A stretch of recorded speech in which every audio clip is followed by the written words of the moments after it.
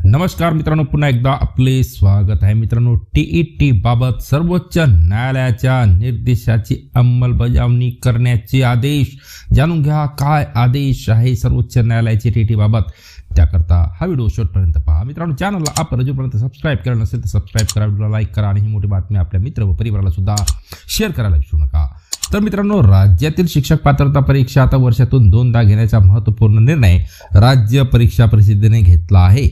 केंद्रीय माध्यमिक शिक्षण मंडळ ज्या धर्तीवर सीटीईटी परीक्षा वर्षातून 2 वेळा घेते त्याच पद्धतीचा अवलंब राज्यातही करण्यात येणार आहे. या संदर्भातील प्रस्ताव शासनाकडे पाठविण्यात आला आहे.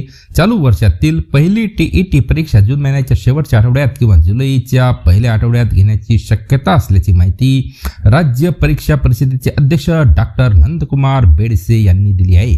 सर्वोच्च न्यायालयाने शिक्षकांसाठी टीईटी परीक्षा अनिवार्य केली आहे. शिक्षण हक्क कायदा लागू होण्यापूर्वी सेवेत असलेल्या शिक्षकांनाही टीईटी उत्तीर्ण होणे आवश्यक असल्याचे केंद्र सरकारने लोकसभेत स्पष्ट केले आहे. तसेच महाराष्ट्र शासनाने पदोन्नतीसाठी टीईटी पात्रता बंधनकारक असल्याचे निर्देश दिले आहेत. परिणामी सध्या कार्यरत शिक्षकांसह भावी शिक्षक उमेदवारांनाही टीईटी उत्तीर्ण होणे अपरिहार्य ठरणार आहे. डॉक्टर बेंडसे यांनी सांगितले की सर्वोच्च न्यायालयाच्या निर्देशानुसार पुढील 2 वर्षात शिक्षकांना टीईटी उत्तीर्ण होणे अपेक्षित आहे. शिक्षकांना अधिक संधी उपलब्ध व्हाव्यात या उद्देशाने परीक्षा वर्षातून 2दा घेण्याचा निर्णय घेण्यात आला आहे. अनुभवावर ग्रेस गुण द्या. मित्रांनो, टीईटी पात्रतेसाठी खुल्या प्रवर्गातील उमेदवारांना 60% म्हणजे 90 गुण आणि आरक्षित प्रवर्गातील उमेदवारांना 55% म्हणजे 83 गुण मिळवणे आवश्यक आहे.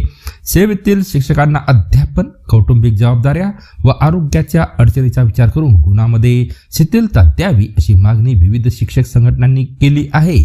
मात्र सध्या तरी गुण पातळीमध्ये कोणतीही कपात करण्याचा निर्णय झालेला नसल्याचे स्पष्ट करण्यात आले आहे. अनुभवाच्या वर्षानुसार ग्रेस गुण देण्याची मागणीही शिक्षकांकडून होत आहे. पुन्हा भेटूया मित्रांनो नवीन अपडेटसह पुढच्या व्हिडिओमध्ये. धन्यवाद.